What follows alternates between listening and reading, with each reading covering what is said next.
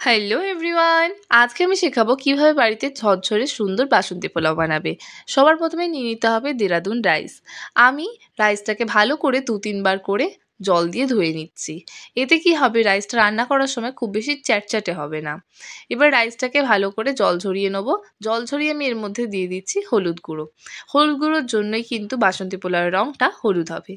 এবার একটা গামলিতে আমি জল গরম করতে দিয়ে দিচ্ছি গোটা গরম মশলা, আর এর মধ্যে দিয়ে দেবো অল্প পরিমাণে সাদা তেল। এতে কি হবে, পোলাওয়ের চালগুলো একে অপরের সাথে জড়িয়ে যাবে না। তুমি চাইলে এর মধ্যে ঘিও ইউজ করতে পারো।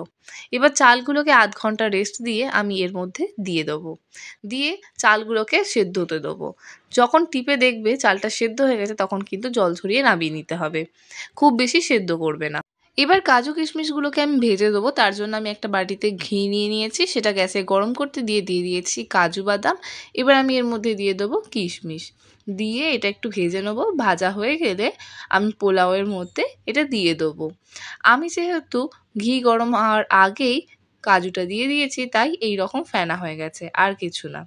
এবার পোলাওয়ের মধ্যে ধীরে ধীরে আমি দিয়ে দিচ্ছি, যে ঘিয়েতে ভেজেছি সেই ঘিটাও আমি এর মধ্যে দিয়ে দেবো। এতে কি হবে, পোলাওটাকে ভাজতেও হলো না, অথচ কাজু কিশমিশ সবগুলোই রইলো। আর পোলাও ভাজতে গিয়ে পোলাওয়ের যে চালটা আছে সেটা ভেঙে যাওয়ার চান্সও থাকে। এবার পোলাওয়ের মধ্যে দিয়ে দেবো স্বাদ মতো নুন। যেহেতু পোলাও অনেকটা আছে, সেই বুঝে কিন্তু আমি নুন দিয়েছি। তুমিও তোমার পোলাওয়ের কোয়ান্টিটি বুঝে নুন দিও। এবার আমি দিয়ে দিচ্ছি চিনির গুঁড়ো। যেহেতু আমি এটাকে পুনরায় রান্না করছি না, তাই আমি চিনিটাকে গুঁড়ো করে দিচ্ছি। এতে কি হবে, চিনিটা মিক্স হতে খুবই সুবিধা হবে। এবার দিয়ে দিচ্ছি গরম মশলার গুঁড়ো। এবার ভালো করে এটা ঝাঁকিয়ে নিয়েছি। যেই জায়গাতে কাজু কিশমিশ পড়েনি, নুন, তারপর বাকি যা জিনিসগুলো পড়েনি, সেই জন্য আমি এটাকে ঝাঁকিয়ে পুনরায় একই প্রসেস আমি ফলো করব। স্বাদ মতো নুন দিয়ে দিলাম, চিনি দিয়ে দিয়েছি। এবার আমি এর মধ্যে দিয়ে দিচ্ছি গরম মশলা। আবার ঝাঁকিয়ে নিয়ে আমি দিয়ে দিচ্ছি গোলাপ জল, কেওড়া জল দিয়ে দিচ্ছি। দিয়ে সমস্তটাকে আবার ভালো করে মিক্স করতে হবে। যেহেতু আমি গ্যাসে রান্না করছি না, তাই এটা মিক্সিংটা ভীষণ ইম্পর্টেন্ট।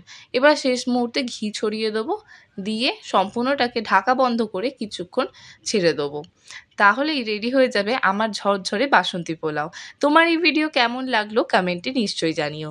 তুমি যদি আমাদের ভিডিও ফেসবুকে দেখে থাকো, তাহলে আমাদের ফলো করে দিও, আর ইউটিউবে দেখলে আমাদের সাবস্ক্রাইব করে দিও। And don't forget to like, comment and share. ইতি তোমার ফোড়ন। বাই।